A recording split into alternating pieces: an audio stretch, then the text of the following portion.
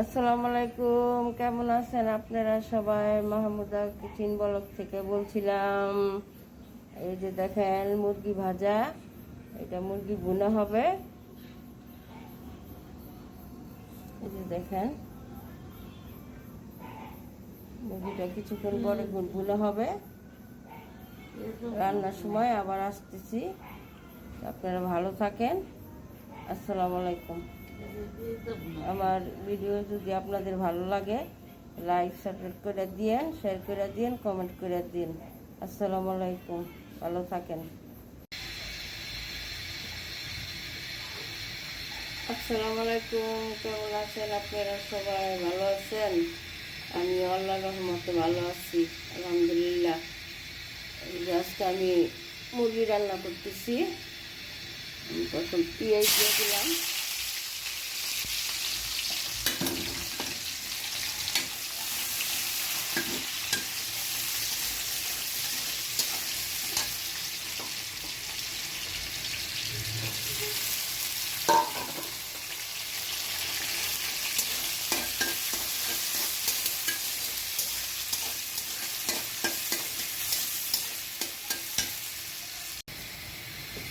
যে পেঁয়াজটা হয়ে আসছে।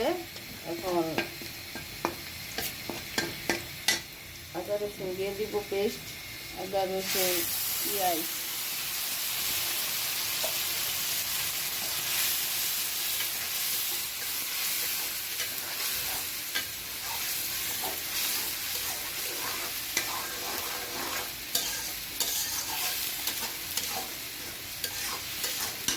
একটু কষানো হোক, তারপর আবার আসতেছি।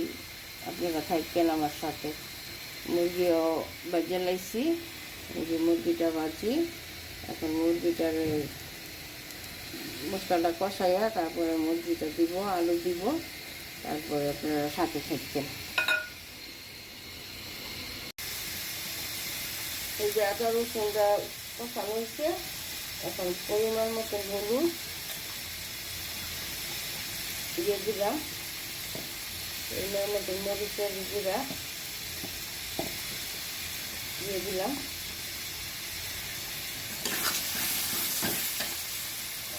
একটু পানি দিয়ে দিলাম।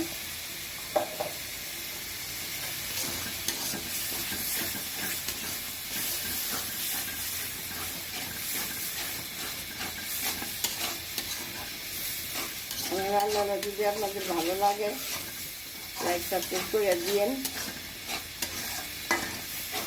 আপনারা আমার সাথে থাকবেন, তাইলে আমি রান্না করতে উৎসাহ রাখবো।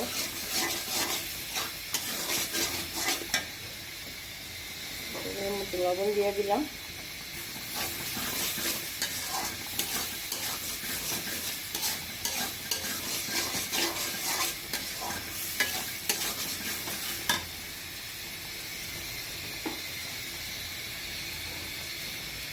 এখন মাংসটা দিয়ে দিব।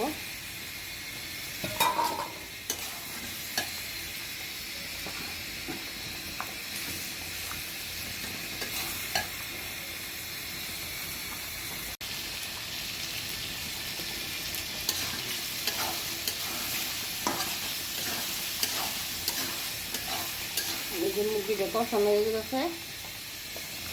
এখন এই যে আলু কাটা ভাজিয়ে রাখছিলাম,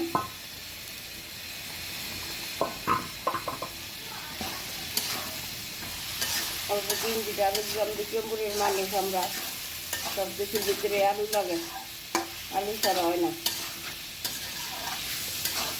আলু না দিলে আমাদের তরকারি খাইতে মজাই লাগে না। আলুটা আমাদের এরকম প্রিয়।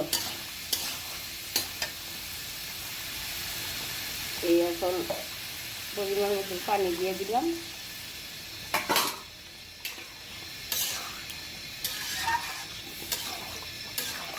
এখন নামানোর আগে জিরা ফাঁকি, গরম মশলা দিয়ে, গরম মশলা ফাঁকি দিয়ে তাহলে নামালাম। তো ভালো থাকেন।